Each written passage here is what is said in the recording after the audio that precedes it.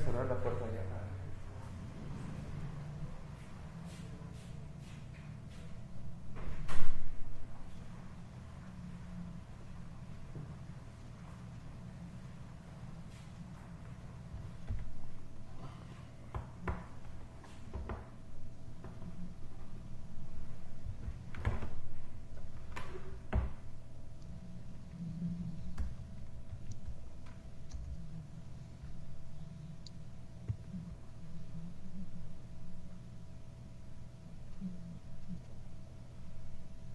Muy bien.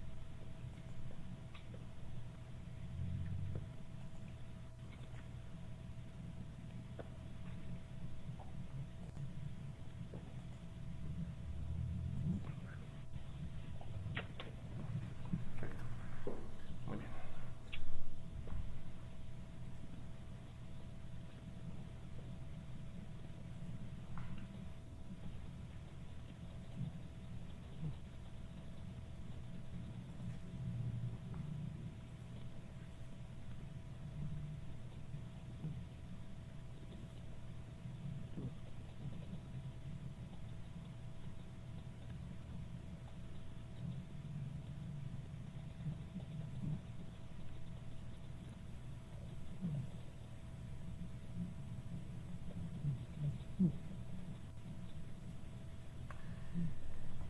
Hola, buenas tardes. Soy el doctor Víctor de la Luz, representante de difusión de la Unión Geofísica Mexicana. Muchas gracias por sintonizarnos. Y bueno, este día nos toca presentar a la doctora Ana María Soler Arechalde. Ella nos va a dar una charla sobre imanes e historia. Quiero leer la semblanza de la doctora Ana María. Ella es doctora en Sismología y Física del Interior de la Tierra de la UNAM, académica del Instituto de Geofísica en el Departamento de Geomagnetismo y Exploración, es especialista en arqueomagnetismo, jefa de la unidad de divulgación del Instituto de Geofísica y directora de su museo, profesora de la Facultad de Ciencias y del Posgrado en Ciencias de la Tierra, miembro del SNI y de la Academia Mexicana de Ciencias.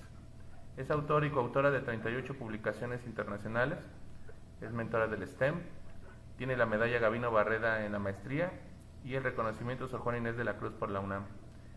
Ella ama los laboratorios, la arqueología y el comunicar las maravillas del campo magnético terrestre y de nuestro planeta. Cree firmemente que la ciencia es un camino para tener una sociedad más informada y capaz para decidir su destino.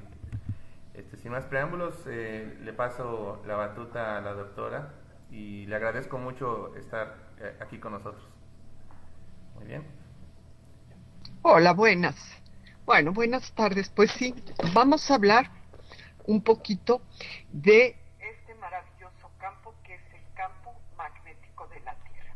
El campo magnético de la Tierra nosotros lo podemos ver en promedio como un gran imán colocado en el centro de la Tierra, cuyo origen se debe no a que haya un imán en el centro de la Tierra, porque un imán en el centro de la Tierra no podría tener ni guardar ninguna magnetización. Aquí lo que sucede es que hay convección, corrientes convectivas en el núcleo externo, que está en un estado líquido, y esta convección lo que genera es movimiento de electrones y por tanto se generan corrientes, como aquí muestro, y las corrientes eléctricas generan a su vez un campo magnético. Pero veamos, este campo magnético, como ya lo mostré, es tal cual como en su promedio es un imán que está en el centro de la Tierra, inclinado 11.5 grados con respecto al norte geográfico, y entonces nosotros estudiamos sus parámetros. Un campo, como es un campo vectorial, se define por dos ángulos, declinación e inclinación, y su intensidad. Para denotar esto, yo los invito a que tomen una aguja muy, muy, muy fina de costura y la equilibren en su parte media con un hilo, y entonces si ustedes la ponen bien, bien equilibrada, que esté perfectamente horizontal, y después le pasan un imán, lo primero que observarán es que se va a mover con la dirección del campo magnético de la Tierra, va a girar hacia el norte magnético, y después, si la observo con mucho detenimiento y es lo suficientemente delgada, lo que vamos a ver es que se inclina, ¿sí? Entonces, ahí tenemos los dos parámetros del campo magnético terrestre: la declinación, el ángulo que formamos con el norte magnético, y la inclinación, que es el ángulo que está formando con el plano horizontal. Y aquí podemos ver una de las bases en cuanto a direcciones del método. El campo, este parámetro de declinación, aquí con observatorios de, por ejemplo, el de Londres es el que ha guardado la mayor cantidad de datos de observatorio. Podemos ver que cambia con el tiempo. Pero no solo es algo muy marcado que ustedes pueden observar, es cómo por bloques tectónicos son distintas estas variaciones. Entonces, podemos ver lo que sucede, por ejemplo, entre Londres y París, mismo bloque tectónico, forman el mismo patrón, pero ya no así San Petersburgo, ni Nueva York y Baltimore, ¿sí? Y si observamos con detenimiento, pues San Francisco, que está al suroeste de Estados Unidos, va de manera distinta. Entonces, esto nos permite aquí, les muestro, esto nos hace un marco espacio-temporal, variación tiempo y espacio. Aquí les muestro datos de observatorio de nuestro observatorio de Teoloyucan, ¿sí? En el Estado de México. Este observatorio es también parte del instituto, y podemos ver cómo ha cambiado la declinación, la D, cómo cambia el campo o la componente horizontal, esto es en magnitud, ¿sí? Que es la H, y cómo cambia la componente vertical del campo, aquí con los años, desde que están operando, ¿sí? Podemos ver desde principios del siglo XX hasta ya algunos datos del siglo XXI. Entonces, algo que es interesante aquí y que podemos ver es que es algo que también podría ser tan pequeña la variación que no sería prácticamente medible, ¿sí? En un observatorio con, pues sí, con instrumentos de precisión se podría observar, pero ya tener, como en el caso de la declinación, más de 5 grados de diferencia en un siglo, eso ya es medible, ¿sí? Pero ahora, ¿cómo es que nosotros lo estudiamos o sabemos también en esos cambios, pero aplicado no en un observatorio, sino mucho más al pasado? Y entonces, pues nosotros lo que sabemos, y es una aplicación del paleomagnetismo, es que sí, las rocas, cuando están calientes, no presentan ningún campo magnético. Podemos ver ahí todas las flechitas en desorden en la parte superior de la figura, pero cuando se enfrían, guardan esta dirección. Y esto es básicamente por ley de mínima energía. Se orientan con el campo de ese momento. De la misma manera, lo que son las rocas sedimentarias o de depósito, cuando ellas se están depositando, aquí por ejemplo ponemos un ejemplo del océano, ¿sí?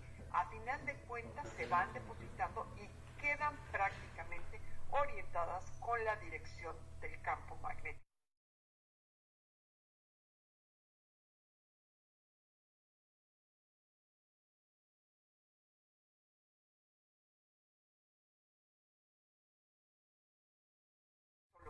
minerales magnéticos contenidos, no se va a observar.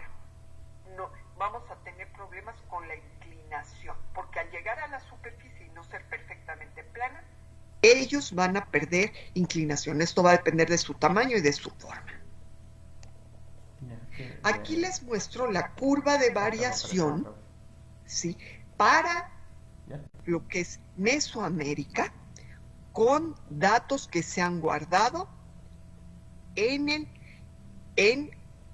pisos, hornos, todos afectados por el fuego, ¿sí? Entonces, sí, cuando construían un piso, un estuco, si se quema, su señal de ese momento de la quema al momento de enfriarse guardan la dirección del campo magnético. Y con todos esos datos, Daniel Wolfman en 1990 publicó esta primera curva de variación secular para Mesoamérica. Datos ya desde el año 1, como pueden observar, y en la parte inferior llegó hasta el 1200, todos después de Cristo.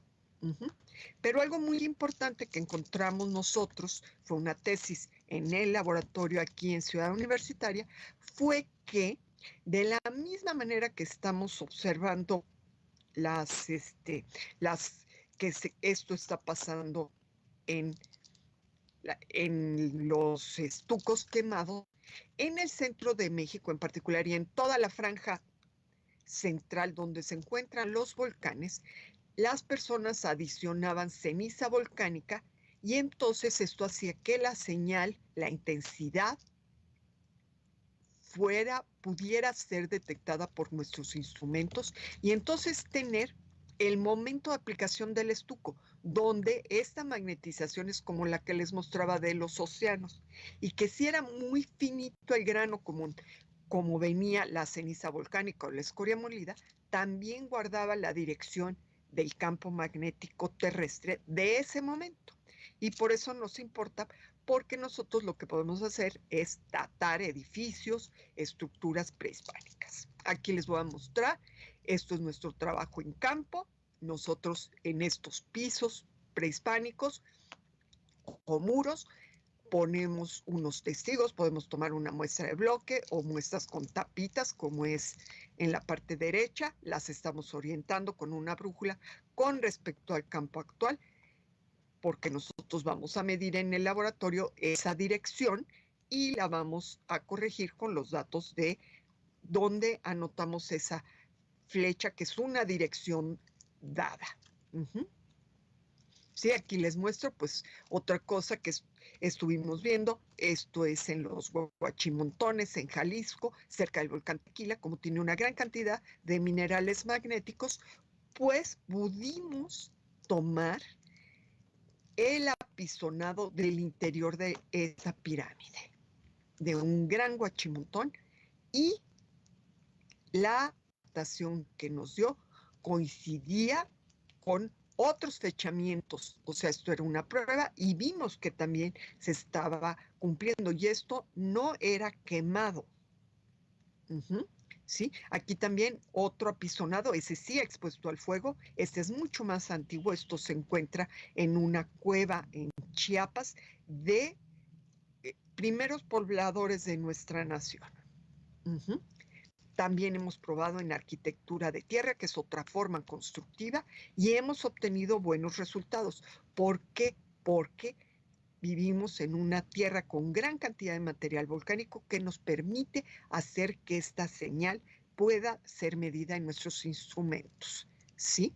También en arcillas, ¿sí? En paredes de hornos, en hogares, como esta imagen que les muestro al centro, que esto es un hogar, o sea, es una especie de fogón, pero hecho en una sola roca, y el material se pega, se quema, y uno toma esas muestras y uno puede datar. Esto fue en Chapultepec. Esta imagen muy roja es la pared, las dos de la derecha son paredes de hornos en Huachimontones, Jalisco.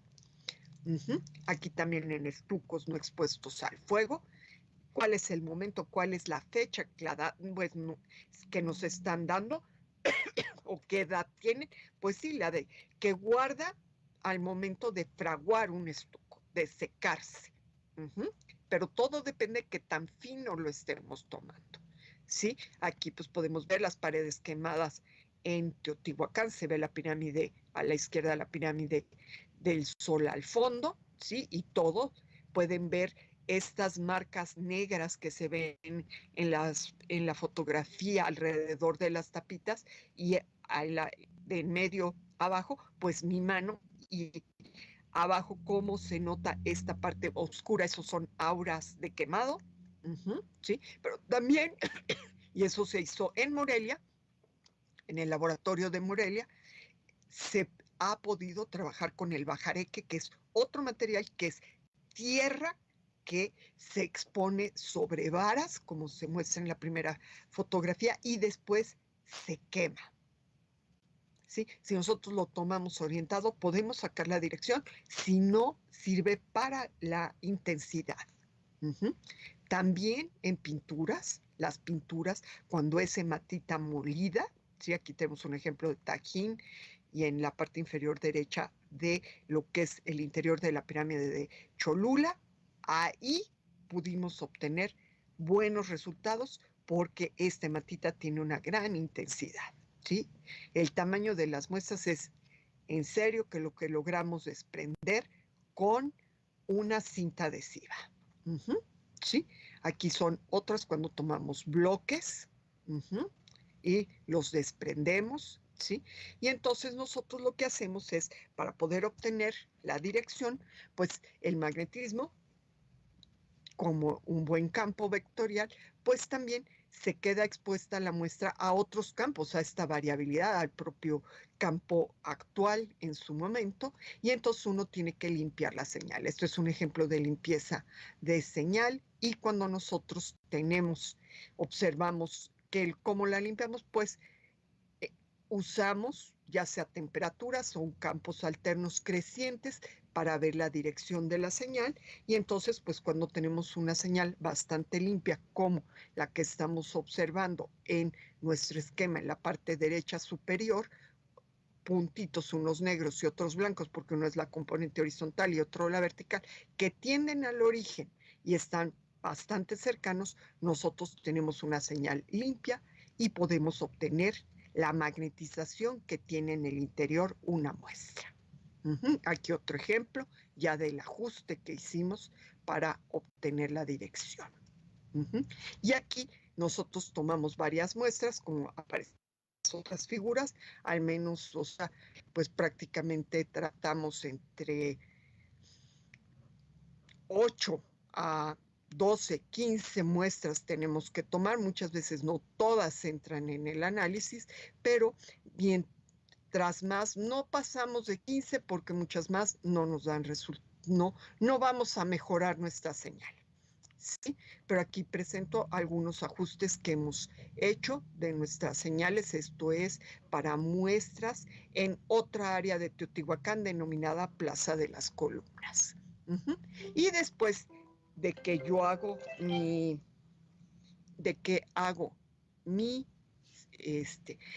ajuste, yo utilizo una estadística bayesiana para obtener las fechas probables. Entonces, como ustedes vieron, el campo cambia, ¿sí? Puede repetir puntos, como en este caso, pues tenemos picos, ¿sí? 4 picos, como aparece en la parte izquierda de intersección, la parte superior es la inclinación, la media es la declinación y abajo es la intersección, utilizando estadística bayesiana, y entonces uno habla con el arqueólogo y le pregunta sobre qué es lo que, más bien, en qué etapa, porque uno va excavando cuando son muestras arqueológicas, cuál es la más probable. Y es cómo descartamos que, no puedo hablar, vaya, es como descartamos que hay unas, cuál es la que tenemos que elegir de estas tres. Entonces, sí es un trabajo continuo con los arqueólogos. ¿sí? Y la posición estratigráfica. Con estos datos hemos hecho una cronología para Teopancasco bastante buena. Sí, esto es un artículo de Beramendi, donde se utilizaron todas las fechas de carbono 14 que había disponibles, y únicamente y se utilizó estadística bayesiana, que además esas fechas de radiocarbono estaban asociadas a etapas constructivas dentro de Teotihuacán, como son Tlamimilolpa, Cholalpan, en este caso, y entonces lo único que utilizamos fue la fecha, que sí es arqueomagnética, de el momento en que el gran fuego que terminó con Teotihuacán. Y se obtuvieron del lado izquierdo unas fechas para este modelo, y nosotros fuimos, como pueden ver en las rojas, metiendo evidencias que nosotros teníamos de arqueomagnetismo, ya no ligadas a estas dataciones de radiocarbono. Entonces vemos que nuestro modelo es bueno, y así como esas cronologías, hicimos otra muy detallada para lo que son los Huachimontones y otros sitios, Tula, otras partes. Aquí, por ejemplo, les muestro las edades que obtuvimos con este método para un gran número de muestras que se trabajaron en el proyecto Plaza de las Columnas. Los puntitos rojos indican muestras quemadas, y nosotros fueron, como pueden ver, 4 frentes, o sea, 4 frentes distintos. Se excavó, se sacaron las muestras, se procesaron, obtuvimos las fechas con este método que les mostré de bayesiano, y entonces cuando nosotros observamos nuestro modelo de Teopancasco que obtuvimos y lo ponemos encima, estos son 2 barrios distintos de Teotihuacán, pues vemos que las muestras quemadas, si ustedes observan, los puntitos rojos están en la parte superior, checan muy bien con el fuego final de Teotihuacán, ¿sí? En la parte media, el final de Tlamimilolpa, y aquí el principio de Micautli. Y esto lo que significa es que sí se hacían rituales, era algo normal en Teotihuacán que quemaban una pirámide y construían encima, y vean cómo checan muy bien con nuestras fronteras. Aquí está lo que sucede con la magnetización remanente, que sí, a final de cuentas toma Cholula, y podemos ver y también comparar, ¿sí? Y vemos que las fechas arqueomagnéticas, ¿sí?, en prácticamente todas caen dentro de lo que ellos estiman por la profundidad de su excavación, por el estrato en el que están, a excepción del mural de las estrellas. Ahí sí estamos fuera, pero pues ahí les recuerdo cómo se les daba mantenimiento, volvían a pintar, y nosotros pensamos, no creemos que sea un error, porque tenemos nuestros parámetros controlados, están bastante cercanos los datos, pero lo que sucede es que le habían dado un mantenimiento probablemente. Aquí tengo pues número de determinaciones por edad, porque si un problema es que necesitamos muchos más datos todavía para construir.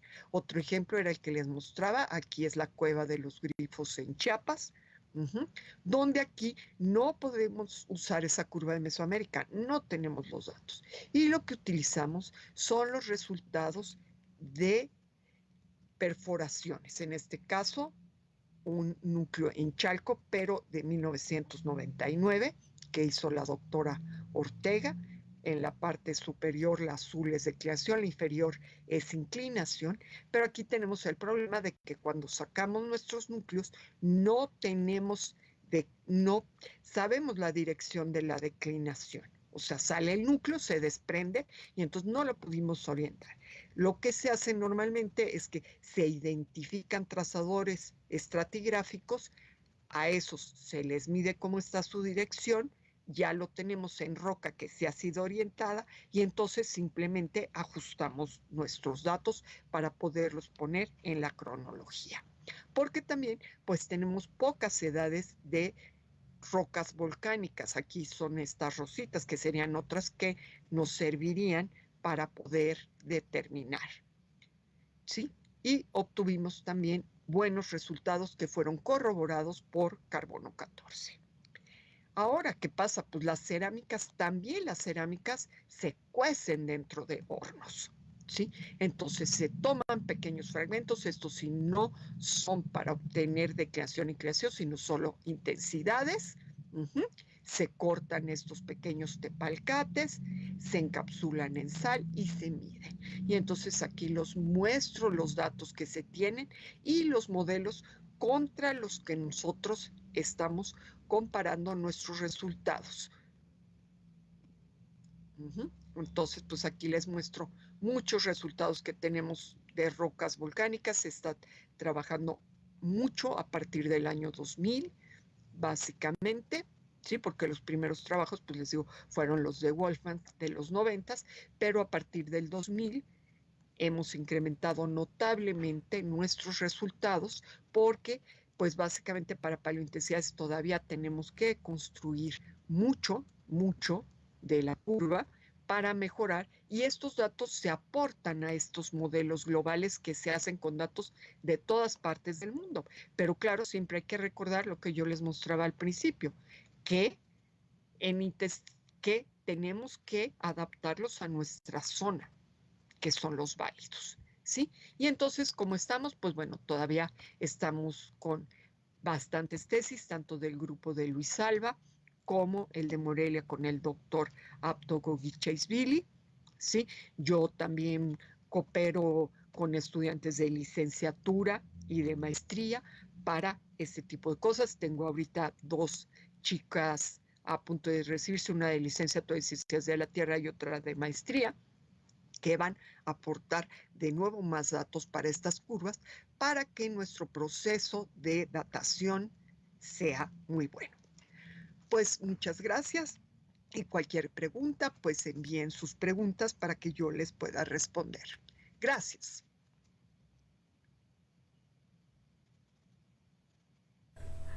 Muchas gracias, doctora Ana. Sí. Vamos a ver. Pues bueno, ¿podría indicarnos un correo electrónico o un lugar para comunicarse con usted si alguien está interesado en estos temas? Sí, yo estoy en el Instituto de Geofísica en la Ciudad de México, en el Departamento de Geomagnetismo y Exploración, pero además se pueden escribir a @igeofísica.unam.mx, todo con minúsculas. Muchas gracias. Perfecto, pues muchísimas gracias, doctora Ana, y esperemos que nos acompañe pronto aquí en los seminarios web de la Unión Geofísica Mexicana. Le agradecemos muchísimo su participación y pues estamos en contacto. Muy bien, gracias. Hasta luego. Muy bien, pues muchas gracias por asistir a este interesante seminario. Los esperamos el próximo mes en la siguiente emisión de los seminarios web de la Unión Geofísica Mexicana. Yo soy el doctor Víctor de la Luz, del Laboratorio Nacional de Clima Espacial, y estamos transmitimos en vivo directamente desde la